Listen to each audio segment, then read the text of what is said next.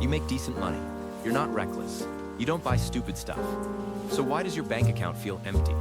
Why does every month feel like you're one surprise expense away from panic? Here's the truth. Nobody's telling you, let me paint you a picture. You're 32, you make $68,000 a year. That's more than your parents made at your age. Adjusted for inflation even, you should feel fine, right? Comfortable, secure, but instead, you're lying awake at 11 p.m. doing mental math. Can I afford new tires this month? What if the dog gets sick? Am I ever going to retire? And here's the kicker. You're not alone. 78% of Americans live paycheck to paycheck. Not just people earning minimum wage. People earning $100,000, $150,000, even $200,000. So what the hell is going on? Let's start with the thing nobody wants to admit. You're not actually broke. You're cash flow broke. And that's a completely different problem. See, being broke means you don't have money. Being cash flow broke means your money is asterisk already spent. Asterisk before it even hits your account. Let me show you how. Let's say you bring home $4,200 a month after taxes. Sounds solid. But then rent or mortgage, $1,400, car payment, $450, insurance, car, health, renters, another $400, groceries, $600, if you're careful, gas, $200, phone, internet, subscriptions you forgot about, $150, student loans, $300. We're at $3,500. You haven't bought asterisk anything fun asterisk yet. No dinner out, no new shoes, no emergency vet bill. You've got $700 left. And that $700, that's supposed to cover everything else. The flat tire, the birthday gift. The weekend you want to feel like a normal human being. So you swipe the card, you tell yourself you'll catch up next month. But next month the cycle starts again. Now here's where it gets insidious. The system is designed to keep you here. I'm not talking about some conspiracy theory. I'm talking about financial friction. The hidden costs that drain you so slowly you don't even notice. Let me give you an example. You run out of laundry detergent, you're busy, you're tired. You stop at the corner store on the way home. $12 for a small bottle.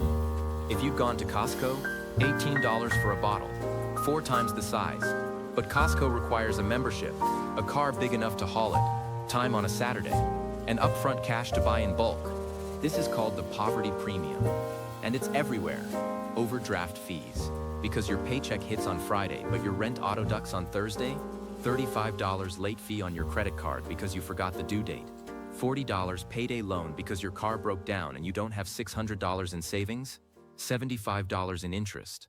Poor people and cash-strapped middle-class people pay more for the same life, not because they're bad with money, because they don't have the buffer to optimize. But let's say you get a raise, finally.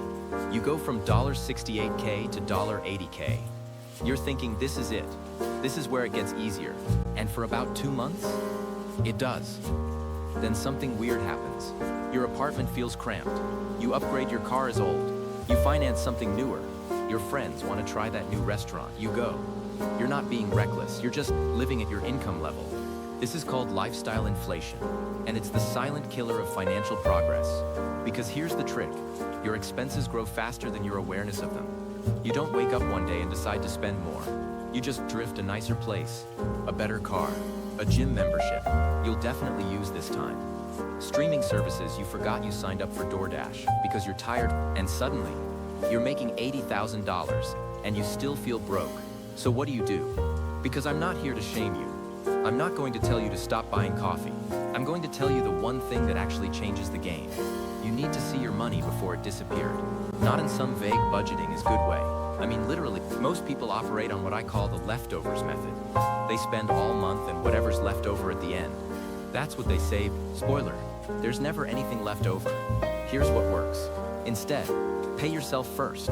The day your paycheck hits, you move money out of your checking account. Not at the end of the month. Not when you see what's left. Immediately $200 to savings, $100 to an emergency fund, $50 to an investment account. Whatever you can afford, even if it's $25. The magic isn't the amount.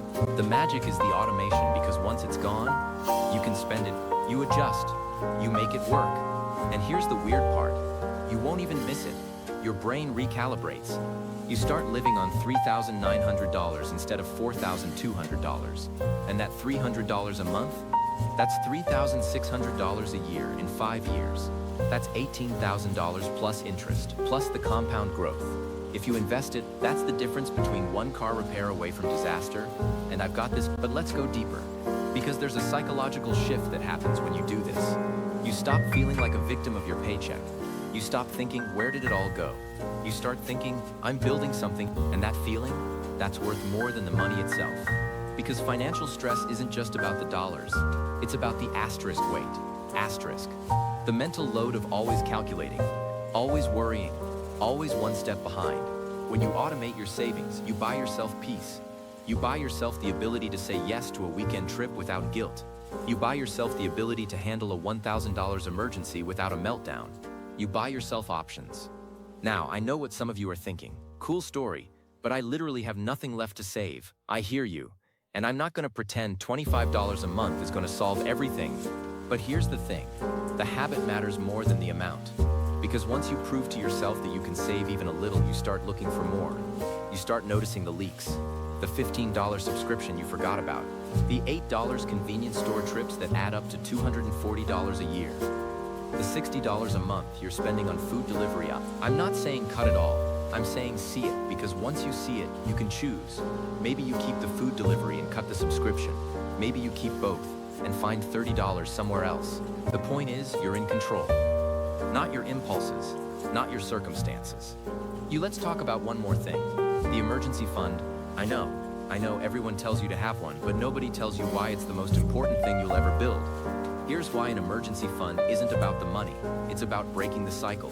Because right now, every surprise expense becomes a crisis.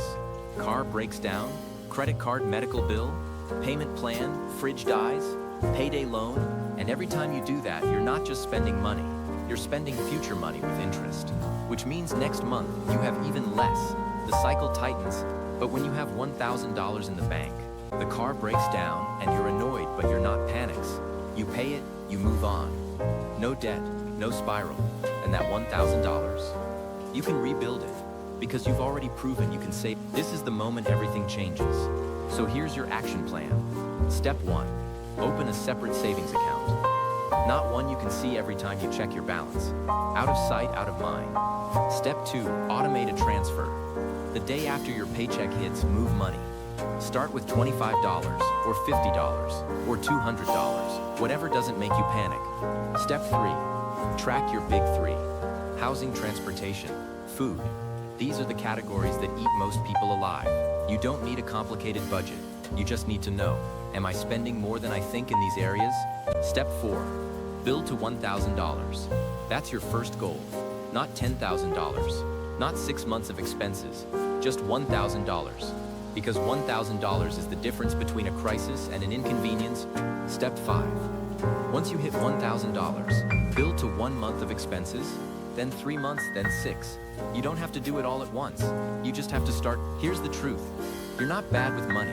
You're just living in a system that makes it really hard to get ahead. A system that charges you extra for being broke. A system that nudges you to spend every raise. A system that makes saving feel impossible. But it's not, you just need to see the game. And once you see it, you can win. So here's my challenge to you this week. Set up one automatic transfer. Just one $25, $50, whatever you can do.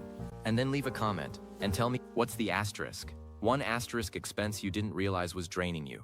Because I guarantee you're not the only one. And if this video helped you see your money differently, even a little, hit subscribe because we're just getting started. You've got this.